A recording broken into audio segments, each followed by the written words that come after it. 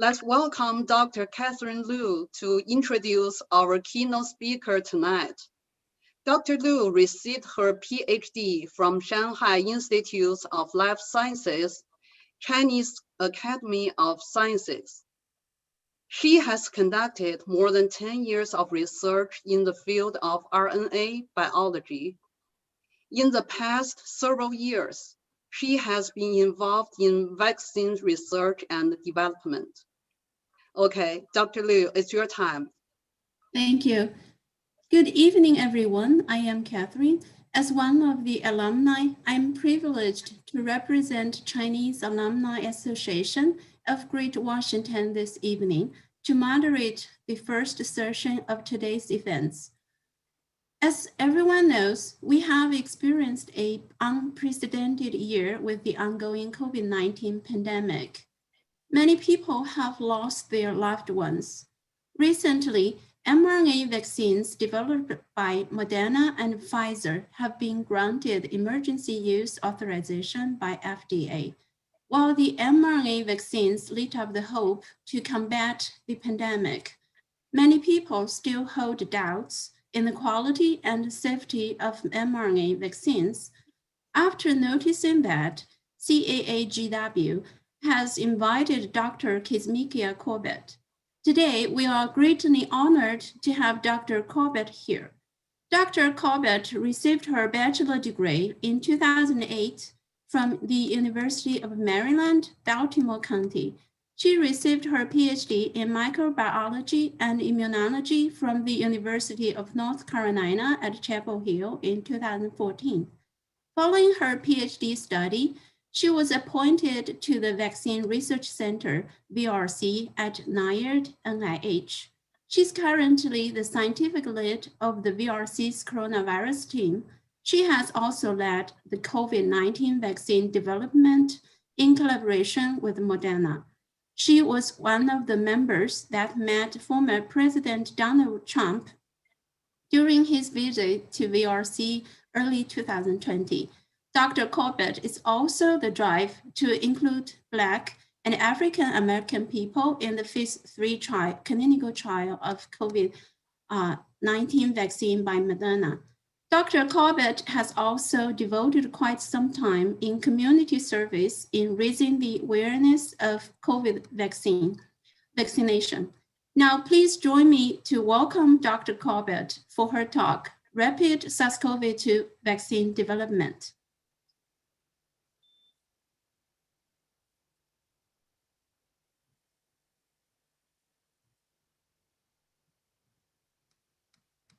Thank you so much, Catherine. So I am so happy to take this invitation, actually, because Catherine was such a big help to the team and continues to be a huge help to the team, but particularly around some of the things that we had to do in order to get rapid clearance from the FDA for the phase 1 clinical trial. So I have no idea how you all meet on Saturdays evenings this late, but I'm very happy to be here. And I think it's so beautiful that you have 500 people from the same community on a phone call to talk about vaccines.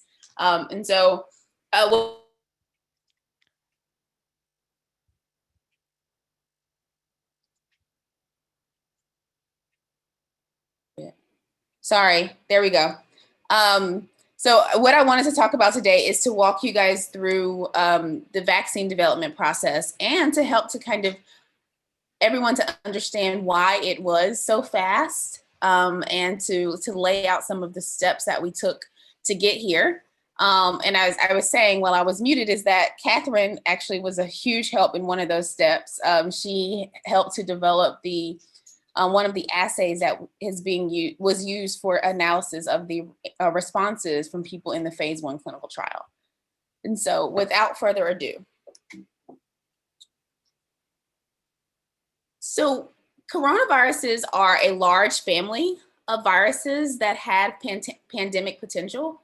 So if you look at this family tree on the left side of this slide, you see that there are 2 families called the alpha coronaviruses and the beta coronaviruses that have coronaviruses in them that pose threats for humans. So there are about 4 coronaviruses that circulate endemically or seasonally in humans and cause just kind of the mild sniffles during flu season. And then there are coronaviruses that sometimes can jump from their animal reservoir into humans and cause really widespread epidemics. So that happened over a decade ago when SARS first circulated around the globe, causing about 8,000 cases worldwide. And then again, it's about 2013 with MERS with over 2,000 cases worldwide. And so we knew that this could happen because history told us so, but also science told us the same thing. So a viral evolutionary biologist at the University of North Carolina, Ralph Barrick, he studied coronaviruses in bat caves and showed that in bat caves, there harbored coronaviruses that could really easily be transmitted to humans. And so we knew this, but we really weren't doing much about it. And so I like to say that the 2019 emergence of SARS-CoV-2, which has now led to a global pandemic with over 100 million cases worldwide, is the virus's way of saying, I told you so. We're currently in our 3rd wave of coronavirus infections and cases in the United States. So you can see that there's these 3 humps on this graph, one that happened in the beginning of last spring, and then another that popped up around the beginning of the summer. And then this 3rd hump that started around the time right before the holidays. So if we are looking at creating some level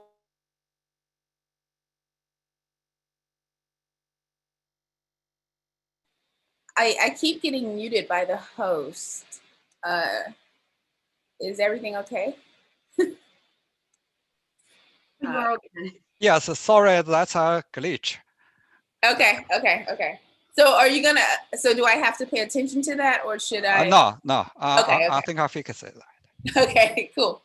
Okay, so if we are waiting for population immunity to be established, we need about 70% of people to be immune to the virus in order to really see a downturn in the pandemic and to be able to resume our normal activities. If we counted on the virus alone to do that without a vaccine, you could expect that about 40 or 50 million people around the globe would have to die from COVID-19. So those numbers are on par with what we saw in 1918 with the Spanish flu.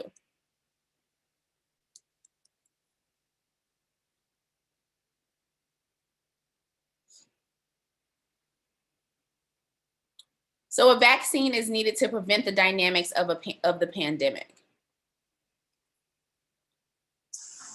A global race to find treatments for the sick and a vaccine to protect the healthy. This ends with most or all of us being immune to this virus, and ideally that's through a vaccine.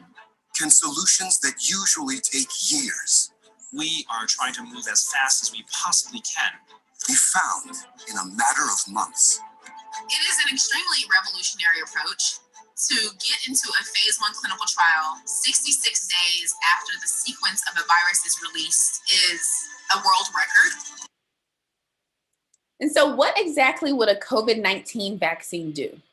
So we all are pretty familiar with the aspect that the vaccine can protect us as an individual. It can help to reduce the severity of illness or even prevent infection. But then there's the other side, and it's actually the reason why I like to talk to communities like this is because there is this benefit to the community that vaccines have that a lot of people aren't really well aware of. The first of which is that vaccines can help to reduce transmission and then in turn, because of that, make it safer for us to resume our normal activities. So let's talk about population or herd immunity, which I like to say, as I said on Twitter in a viral tweet, that vaccination is community service. And the reason why we say that is because if you take a look at these stick figures on the left-hand side of your screen, there are 2 populations. The first population with the blue people are non-immune. The second population has the partially immune people where the people in the green cannot catch COVID-19. So if you were to unleash a virus in both of those populations, the blue people could get infected. And so there's high transmission in this non-immune population where the red people have gotten COVID-19. As opposed to that, in the immune population, you can see that the green people could not get the virus, but only the blue people could. And so there's only a sprinkling of people who turned red. So that means that there's low transmission in that population. So that is the way that vaccines help to benefit on a community level.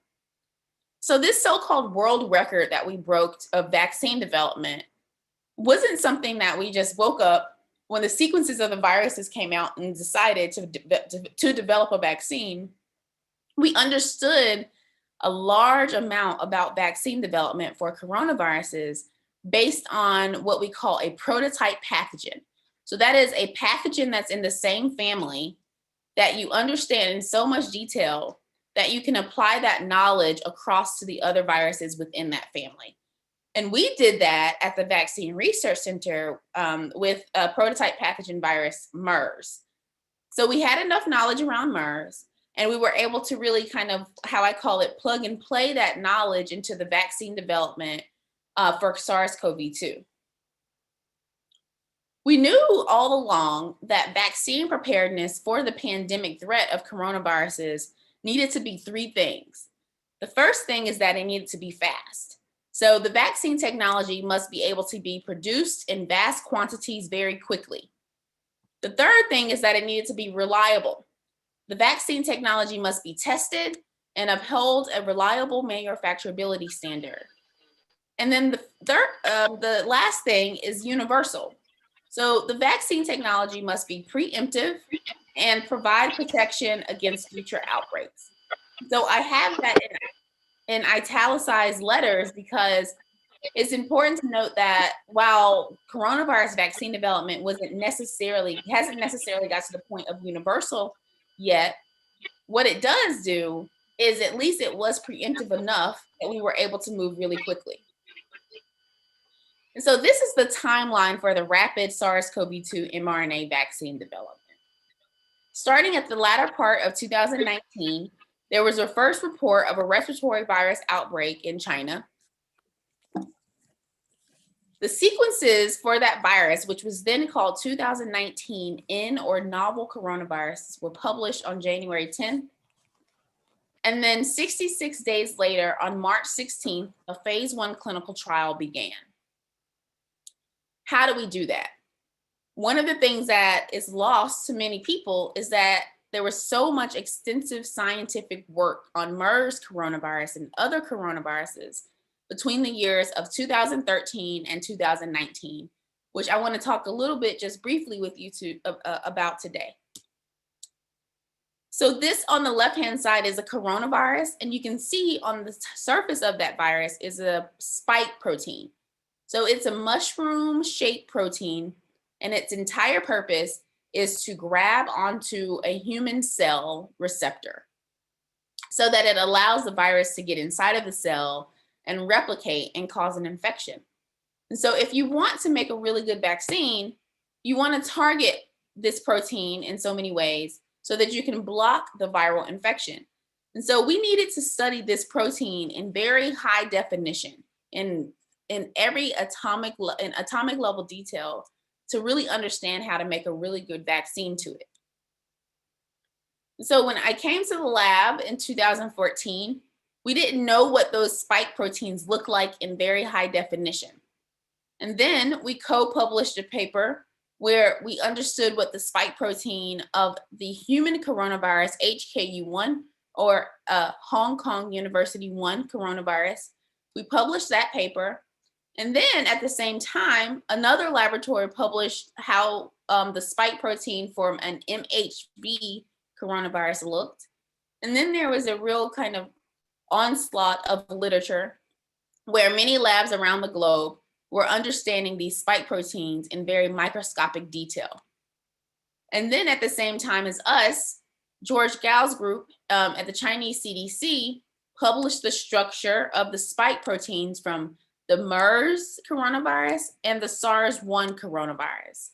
The difference between the two manuscripts is that we defined beyond the structure, but also the immunogenicity. So that means how well can you make an immune response to that spike protein? And we did that by rationally designing the protein to be in the correct shape. So what we call this rational design is structure-guided stabilization. And I want to walk you through this kind of slowly so you understand.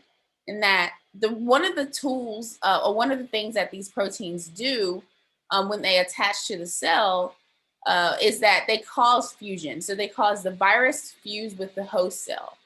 So there are two forms of these proteins. The first of which is prefusion, so-called, where it's the mushroom shape. And then there's a post-fusion form where there is a more elongated shape of the protein. The purpose of this post-fusion form is so that this fusion peptide that sits in the middle of the protein plugs into the cell of a person. So before you get to that post-fusion form, the pre-fusion form is the type that you want to make your immune response to. But these proteins readily flip into their post-fusion conformation because that's their job. So in order for us to make a good vaccine, we needed to find a way to stop that protein from flipping into its post-fusion conformation.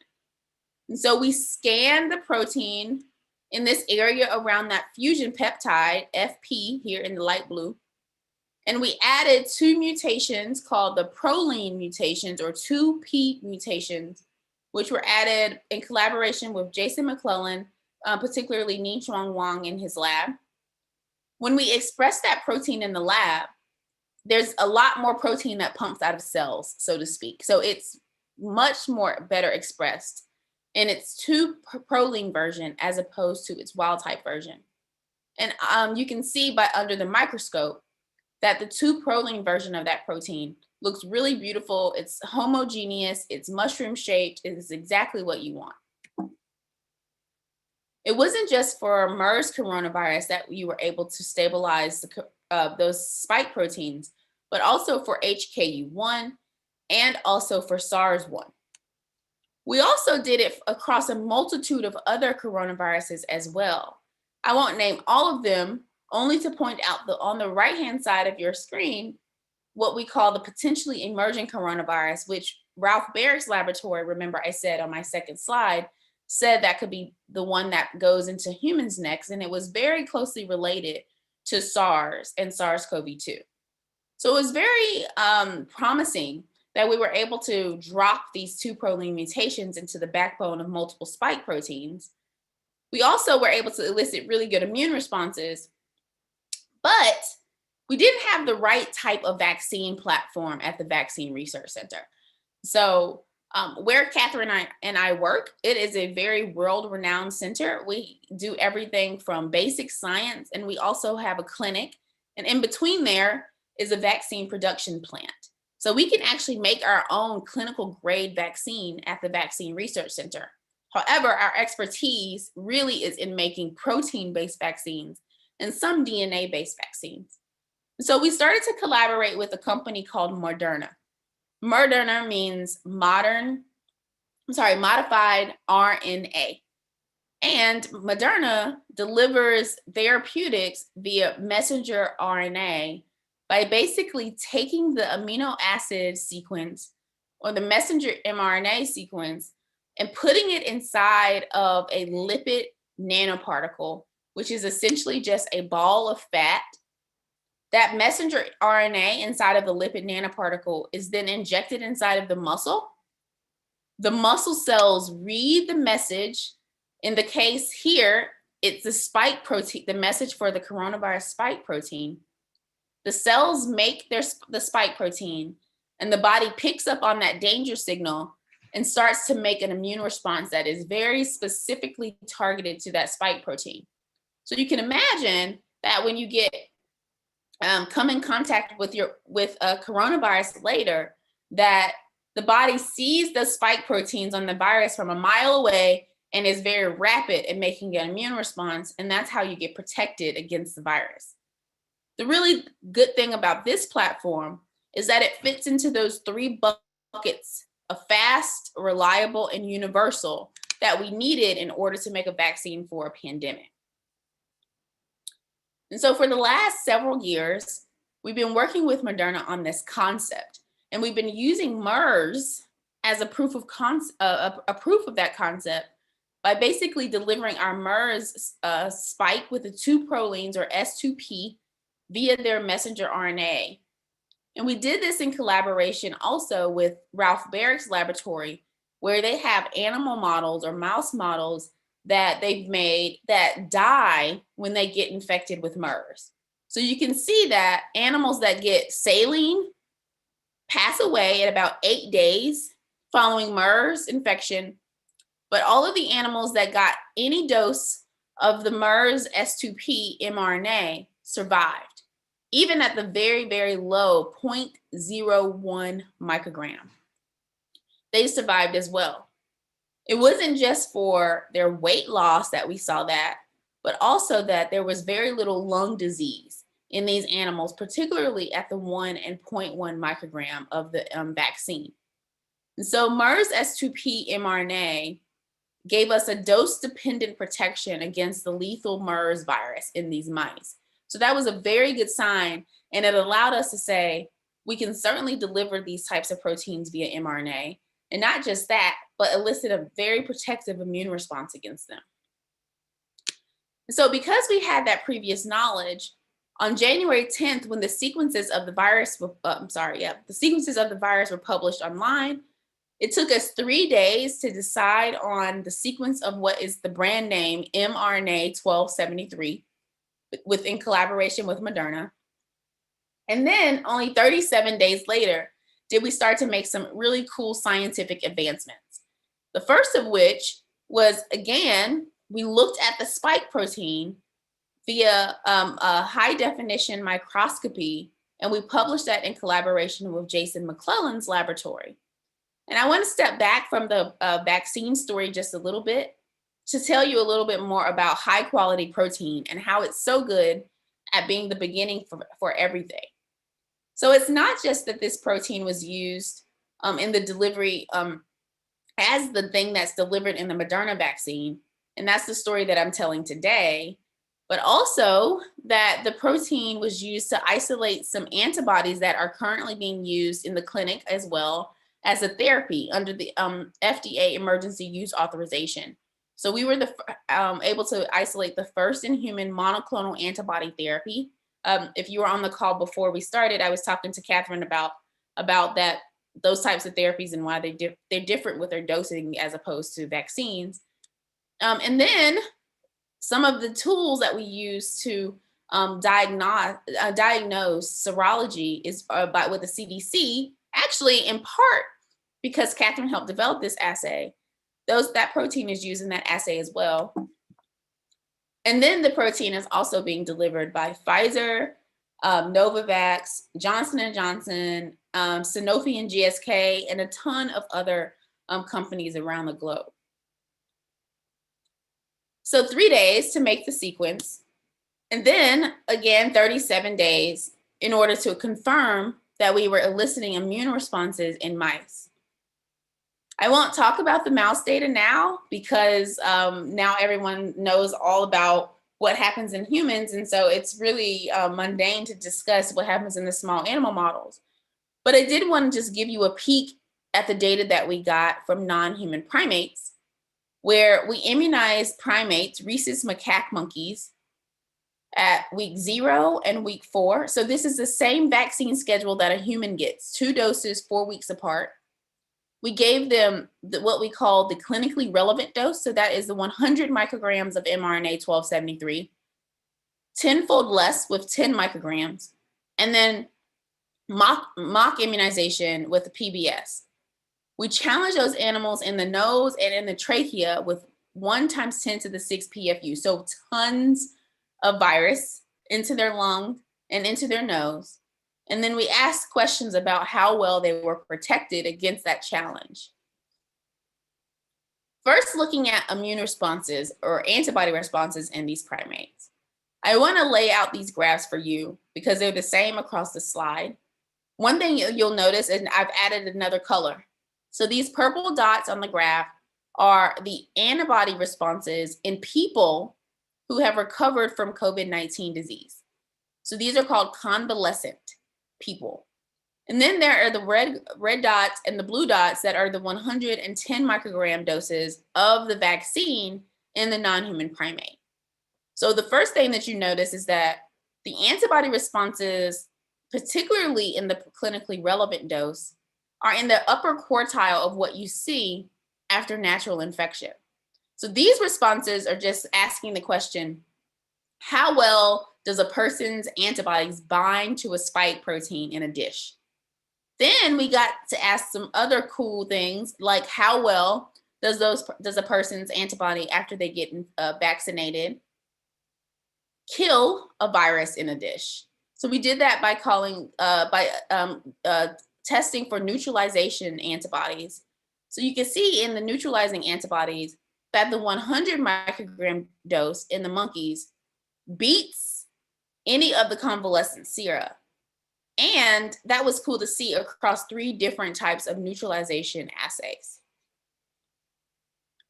We looked at the amount of virus that was in the upper airway and the lower airway. And the way that we do this is it's called subgenomic RNA. So this allows us to detect viral replication in both the lung by way of bowel fluid and then the nasal swab. The first thing is that in the lung, in animals that are not vaccinated, you get about 10 to the 5 genome copies in the lung by day 2. So this virus is replicating in those animals' lungs very robustly. However, in the vaccinated animals, you can't even detect the viral replication in the lung by day 2, only 1 animal. And by day 4 in the vaccinated animals, all of the virus is gone from the lung. Looking at the nasal swabs, you get about 10 to the 3, 10 to the 4 consistently amounts of subgenomic RNA in the nasal swab. By day 2, in the animals that got 100 micrograms of mRNA 1273, there's really no virus replicating in their upper airway. So what does that really tell us? So I know you kind of hear, oh, you should wear a mask after you get the vaccine, blah, blah, blah, blah. We don't know much about transmission. We don't know much about transmission from a human perspective, but we can imply from the data from the monkeys is that limiting the amount of replication, not just in the lung, which obviously goes towards decreasing disease, but in the upper airway has utility towards prevention of transmission as well. And so in 4 days after the sequences were published, we also went in a separate direction with Moderna. So we did all of the preclinical studies, but Moderna was also doing manufacturing of the GMP material. So this is the material that goes into people and is a clinical grade product. They started manufacturing 4 days after the sequence came out. And then they were able to move that vaccine and ship it to the clinic in only 41 days, which again shows the utility of a messenger RNA vaccine platform as being fast and rapid, particularly in a pandemic. So around this time actually was a time that I knew that we were in a pandemic. At that point, there were hundreds of cases around the globe where people could not trace where they came from, where their infection came. A lot of people had not traveled to the Wuhan district. And so it was very clear that we had some level of robust transmission on a community level, which I consider to be a pandemic around this time. So it was good that we were able to get the phase 1 clinical trial started just about a couple weeks after that on March the 16th. So let's talk about the phase 1 clinical trials. We did a couple of them. We did one at the Vaccine Research Center, but the first one that you see from March 16th started in Seattle, Washington at Kaiser Permanente. It was led by the principal investigator, Lisa Jackson. In that first trial, we tested 25, 100, and 250 micrograms in people between the ages of 18 and 55. We started then to add on people from cohorts over the age of 56 in the lower dose group. The question about the difference in the antibody responses in younger or older people. The data that you're going to see first are from collected in these people 2 weeks following their first dose of their second dose of mRNA 1273. Hold on one second.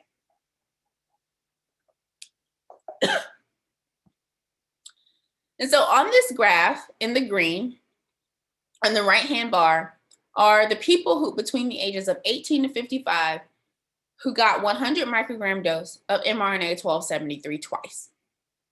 And you can see that they have very high levels of neutralizing antibodies. So these are the antibodies that basically kill or prevent virus from getting into cells in the cell culture dish.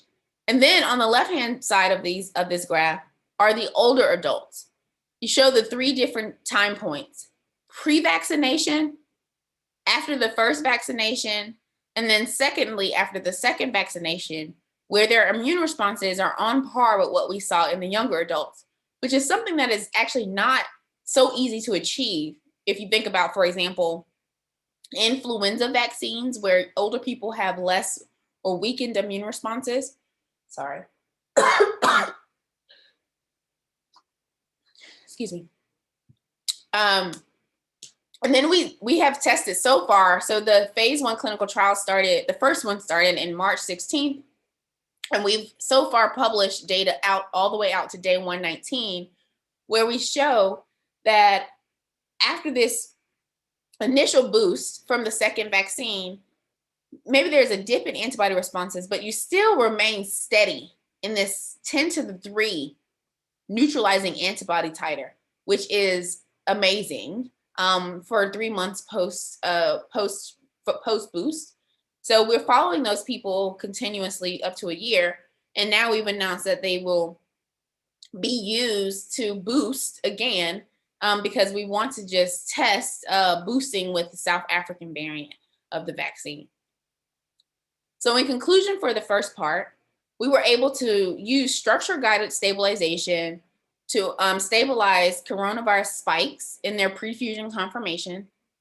We were able to show with MERS coronavirus stabilized spikes that we could elicit really good immune responses and that they were better than what we saw with previous MERS vaccines. And so that allowed us to show, to move into the direction of delivering those spike proteins by mRNA that proved to be very immunogenic and protective in animal models.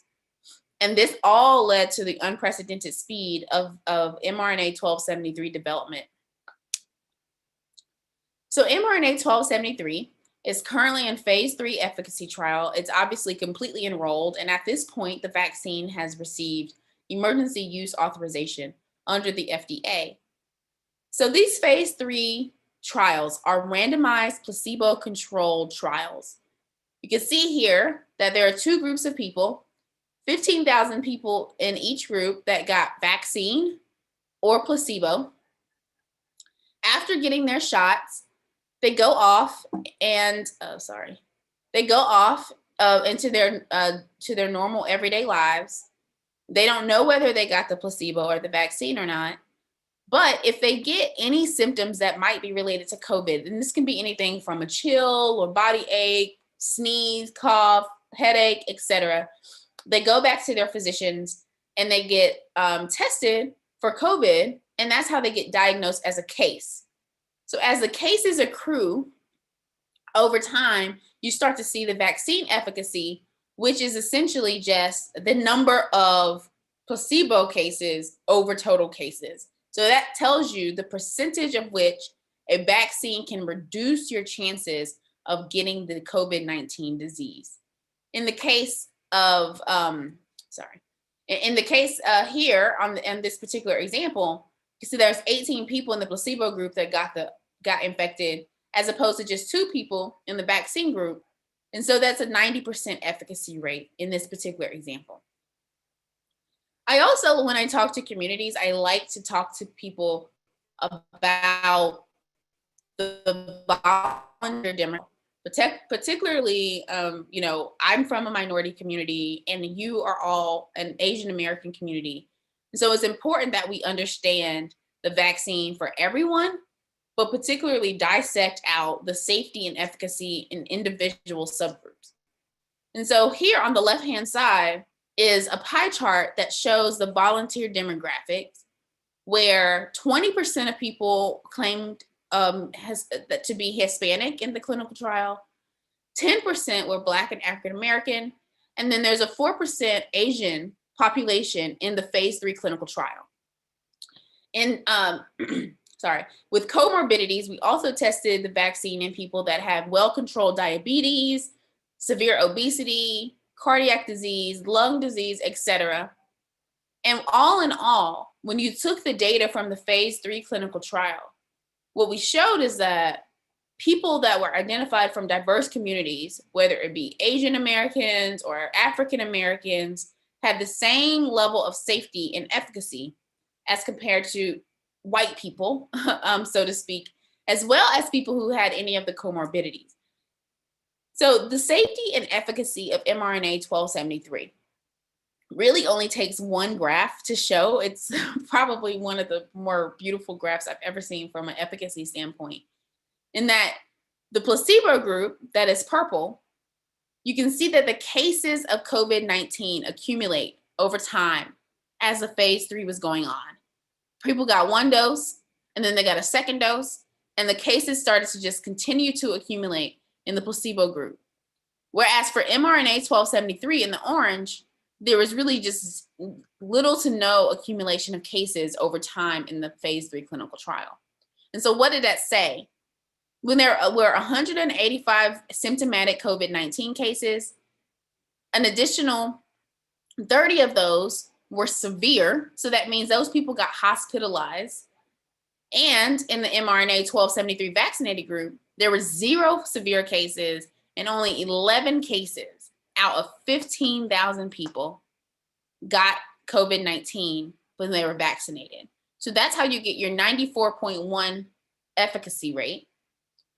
When we talk about symptoms or side effects, as the FDA calls them, adverse events, when we're talking about this prior to the call starting, is that most of what people experience after their first injection is just pain and swelling and redness at the injection site. About 84% of people had that type of adverse effect after their first injection, as compared to 20% in the placebo group. For systematic adverse events after their second dose, about 80% of people experience one or more of the following: fever, headache, fatigue, muscle ache, joint pain. And so these things, while the FDA calls them adverse events, are really what is supposed to happen if your body is having a really robust immune response. So we call them in vaccinology reactogenicity. And as you can see, this graph with 80% takes a total of several different things into account. I personally got my second vaccine on Monday, and I had fatigue and I had pain at the injection site again, even though it was less from the first time. But nevertheless, most people will experience something. So the important thing around being vaccine hesitant is that the opposing thing is to be vaccine aware. So understanding that you will probably feel something and being able to prepare yourself for that, whether or not it is getting your vaccine on a Friday so that you have your weekend away, taking some type of Tylenol if you get any pain, etc. The other thing that people are concerned about, because this is messenger RNA, is that it has the ability to alter your DNA, and it does not. So this messenger RNA, the way that it goes into your cell and the way that your cells read the message is in a completely different compartment of your cell than where DNA resides. And so it doesn't touch your DNA at all. Also, this messenger RNA is quickly degraded by your body naturally. So it stays in your cell for maybe up to 24 hours because it doesn't need to be there forever in order for your cells, which are very smart, by the way, because they read messages from messenger RNA all the time. Once they read the messages, they discard the mRNA. There's no fertility effects, partially because of everything that I said previously, but then also because these messenger mRNAs do not travel to your reproductive system or your reproductive organs. And then in the clinical trial, and so far in the phase 4, so we call it, where millions of people around the globe are getting vaccinated with these vaccines, there have been no deaths that have been specifically attributed to the vaccine. So just briefly, to give you an overview of the complete global vaccine pipeline, there are over 200 vaccines in the global portfolio in various stages of clinical trial. I'll just talk a little bit about the ones that are in the United States and in phase 3 clinical trial. The first of which is Moderna, which I talked about throughout this entire presentation. The second is the BioNTech and Pfizer vaccine, which, similar to Moderna, is a messenger RNA vaccine that is in a lipid nanoparticle.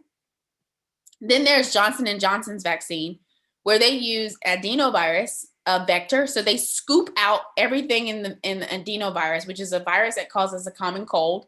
They take all the replication machinery out, and they put in a gene for the spike. And so that allows them to deliver the spike protein from COVID-19 to your body via a common cold virus, which is a very smart way to go about it. AstraZeneca uses a similar technology, and Novavax is using protein nanoparticles delivered with an adjuvant called Matrix M. I want to say across all of these different platforms, even though I couldn't delve into all of the data, that they have all been tested in small animal models and non-human primates. They all elicit robust antibody responses in early stage trials, and the front runners have promising interim efficacy results, which you've seen 95% with Pfizer and Moderna. AstraZeneca followed behind with efficacy between 62 and 90%. And then Johnson & Johnson detailed their efficacy yesterday, and they have a range of 66 to 85% efficacy in their phase 3 clinical trial interim analysis, which varies based on dosing and all of that. But the cool thing about Johnson & Johnson is that it's a one-dose vaccine regimen. So in conclusion, I would like to thank my lab, particularly the people in the middle of this picture, where they, for the last several years at the VRC, while I've been there, worked with me on all things coronaviruses. And then all encompassing at the VRC, this has been a VRC-wide effort. Everybody on this slide has been extremely helpful in things regarding not just mRNA 1273, but whether it be next generation vaccines, antibody development, et cetera. You can see Catherine's name right here. And then the collaborators that we've worked with over the last several years, particularly I just want to point out, because I do know you guys want to ask questions for 10 minutes, as Moderna, who developed this vaccine and has worked with us over the last few years. Jason McClellan and Ralph Barrick's laboratory have been very strong collaborators, both on the structure side and the animal model side. And then there's obvious things that go to the clinical trial volunteers who trusted their muscles to our efforts of getting this vaccine out to people very quickly. And with that, I will stop.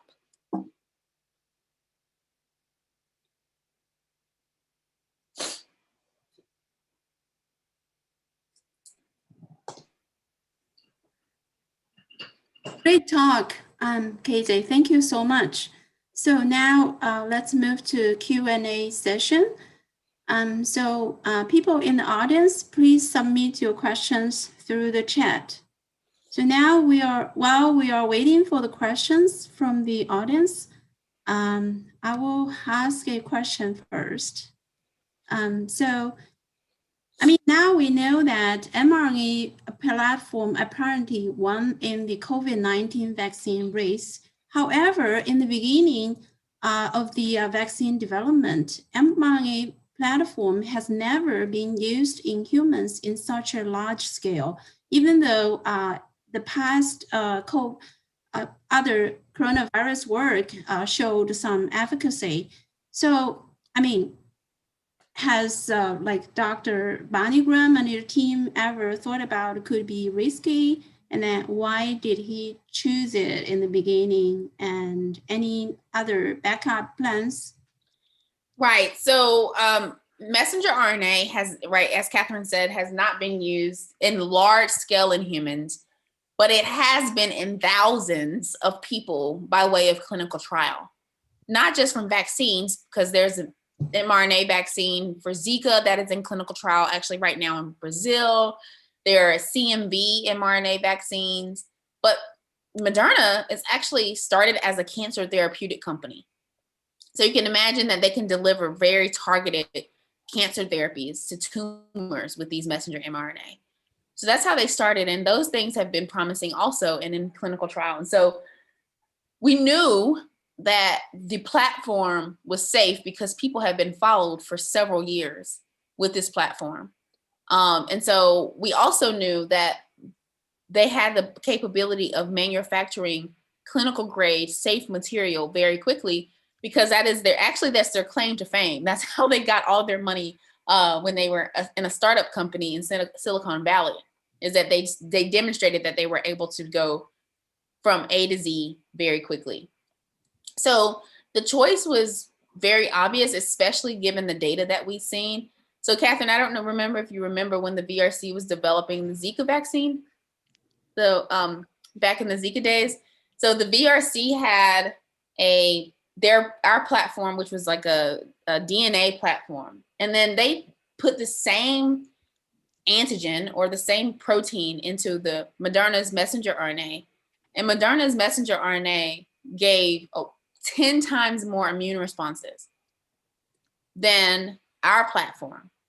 And so it just became very clear that not only was it safe and fast, but that the type of immune responses that you get are whopping, which is also why you just kind of see this blowout in efficacy probably as compared to other vaccines.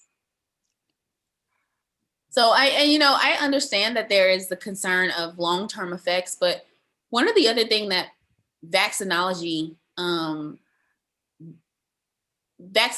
history kind of tells us is that side effects from vaccines are almost 90% always in the first 2 months of getting a vaccine.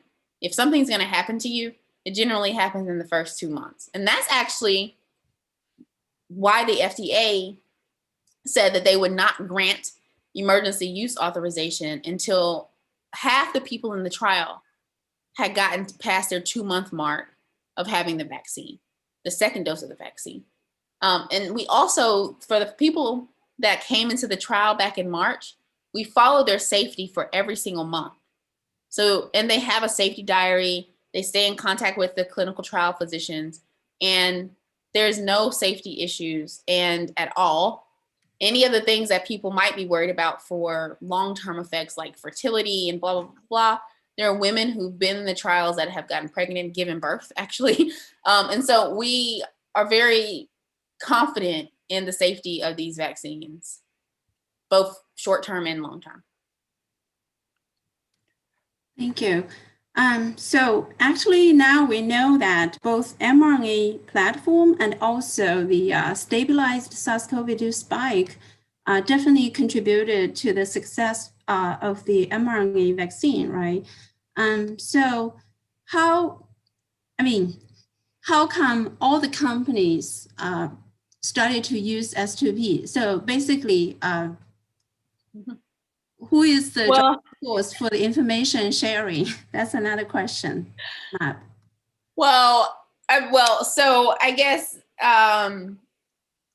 so I think Dr. Graham has said this in the news, and not the news, but like in media. And so I can say that he talked directly to Pfizer CEO about what to use.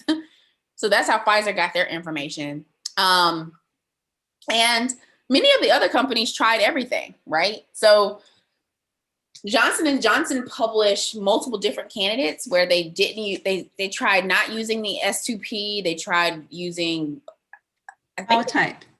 Yeah, wild type, and then they tried just the RBD. But the S2P won in those studies. I think they did it in monkeys, they did it in monkeys. Dan Baruch at Harvard did those studies. And so the S2P just continues to beat out every other thing. when it's talk about immune responses. And so I think that if you're a company, you go with the data. That's really the only thing that you can do is go with the data. AstraZeneca is not using the stabilized S2P. And so when their data, it's hard to really dissect their data, honestly, because they had so many different arms in their phase 3 clinical trials. So, you know, I think that all in all, the S2P is probably the way to go. Okay, so in the chat, there are quite a lot of questions. I'll pick one from Joe. In phase 1 trial, you showed data for 100 microgram dose, but not for 25 microgram. Was it because 25 was not effective?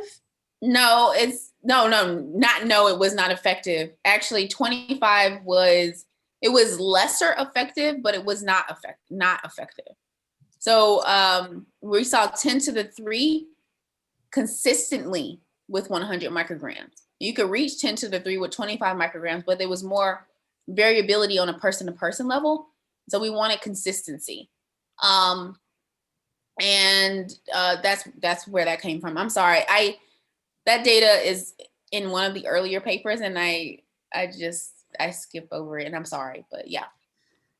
That's all right. So since we're on the topic of dose, so now we know that. I guess I should say too, sorry, Catherine, we just published bioRxives paper where we looked at the 30 microgram dose compared to the 100 microgram dose. And so those data are up. So you can see that the difference in the immune responses are not that great, but you can see even in the monkey that the 30 microgram has a more variable response.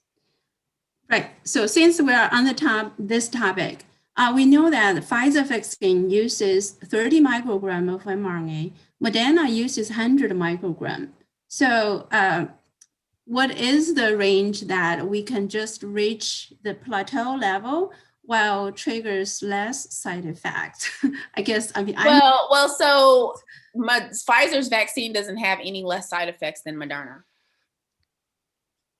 The side effects are actually on par, and that's because it's basically, they have similar technologies with very, I guess, minute differences in their lipid nanoparticle technology.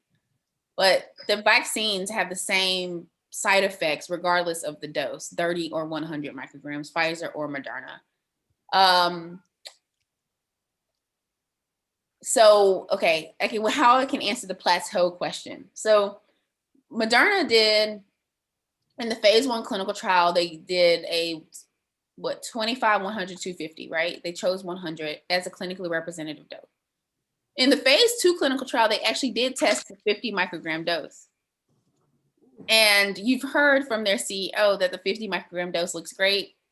I can't, I'm just going to say you've heard from the CEO, and it does look great, actually. But because of the way that the timing is, at every single checkpoint that was hit, because we were going so fast, when the FDA said it was safe to proceed to the next point, you went. And you went with the most promising data that you had so far. So when the FDA said in the latter part of July, you can go to phase 3 because your safety is looking amazing in your phase 2. We know what your immune responses and safety look like in your phase 1. Picking the dose for the phase 3 was 100 micrograms because that is the data that we had in the most robust and promising data package. And so, and because of what we're seeing with these variants, we're actually so glad that we chose 100 micrograms, because the higher your antibody response is, the less likely you are to have weakened responses to these variants that are popping up around the globe. All right, since you're popping up the variant questions, yes, a lot of people are really concerned, even though, earlier we have less transmissible variants, and now we're having this South African, Brazil, and UK variants. So please, could you please comment on the efficacy of I think that some of the efficacy data that's coming out, particularly around Novavax and Johnson & Johnson, where they've done trials in other countries where the variants are running more rampant, is that there is a dip in efficacy. We know that we elicit antibody responses towards the variants because we tested that and we published that in bioarchives and just submitting it for peer review today, actually. So there might be a drop in efficacy, but on a global scale, the type of drop that you see so far with the current variants it's concerning enough that you say, okay, we have to make sure that we continue to vaccinate people. We have to stop getting these variants transmitted around the world. And companies are actually making South African variant vaccines, including Moderna. That's the only variant so far that shows any dip in efficacy or immune responses. But all in all, we just have to get the vaccine to people quickly so we can stop transmission and really start to impede the dynamics of the transmission. Thank you. So there is, and then one thing that I want to just note, sorry, Catherine, I know sure. I have to go, is that people talk about the efficacy of the vaccines against the variants, but I want everybody to remember that everything that we told everyone to do from day one, social distancing, wearing your mask, washing your hands, is going to work against any variant that pops up, any respiratory virus that pops up ever. And so that's the most important thing right now until we get these vaccines rolled out. Exactly. So there is another question from Edwin. Can you comment on if you can have 2 different types of vaccines? You know, I know that there has been local, state level governments that have basically said, you know, sure, you can give people 1 dose of Moderna, 1 dose of Pfizer. The recommendation is that you get the same dose twice, or the same vaccine twice. If you are a vaccinologist and you know the vaccinology history and literature, and you know that people have shown that if you prime with one thing, so if you prime with like a DNA and then boost with protein vaccines, you get better immune responses that are more durable, blah, blah, blah, blah, blah. At this time, everyone should be getting 2 doses of the same thing. And if you so choose to get Johnson & Johnson's, if they get emergency use authorization, 1 dose of that, or even 2.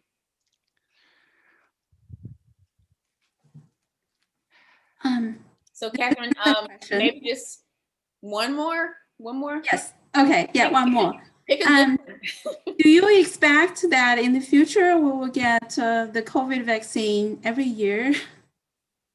I can't make that prediction. My prediction, honestly, it would be no, based on what we're seeing with how the immune responses are waning. Very, very, very little, if at all. But that also is going to be driven by mutations popping up everywhere. And so it's really 2 sides to the story. You can have a really robust immune response, but if we allow the virus to keep spreading, then we might have to update the vaccine every year. Not every year, but whenever it gets to the point where the virus has mutated enough. Okay, I have one more question. So, because we are talking the variant right now, so you are also talking about make a new vaccine every year. So how long will it take to make a new vaccine? 0 time. I mean, I guess we're testing that now because Moderna just pulled the trigger on making their clinical trial South African variant vaccine last week. And so the clock is ticking. I would say that they probably have set an internal goal of 30 days for each variant that comes out to have clinical grade material that is safe enough to proceed by the FDA. Thank you. Mm-hmm. That's one of the good things about mRNA, is because you could just, the sequence is the only, if that's the only thing that changes, you can just plug it right in. You just change the sequence and all the procedures are same. Yeah. All right. So due to time limit, Dr. Corbett can only answer some of the questions from the audience. I'm sorry. The leftover questions by the following panel discussion. So please join me, give a round of applause to Dr. Corbett. Thanks, Catherine, for inviting me. Thank you. All right, good night, everyone. Have fun. Before you go, Dr. Corbett, I would like to say something. Sure. My name is Min, the president of CHW. Tonight is truly a great honor to have you deliver such an incredible story on rapid mRNA vaccine development. Oh, thank you. It was a fantastic and inspiring seminar. Thank you. I very much enjoyed it and learned a lot about SARS-CoV-2 vaccine. I believe it provides incredible value information for our peers and the public attendees. On behalf of myself, Dr. Ping Lu, Dr. Catherine Liu, Dr. Xun Zhang, and all the volunteers from CAGW and SIBCBOA, I would like to express my sincere appreciation to Dr. Corbett. Thank you so much. This was so nice. I feel like I want to join. I feel like you guys should invite me to join because I mean, I don't know, to have 500 people get together. What do you guys meet every month or something? Yes, every month. Yeah, that's I love that. Anyways, have fun, and Catherine, I'll see you when I see you.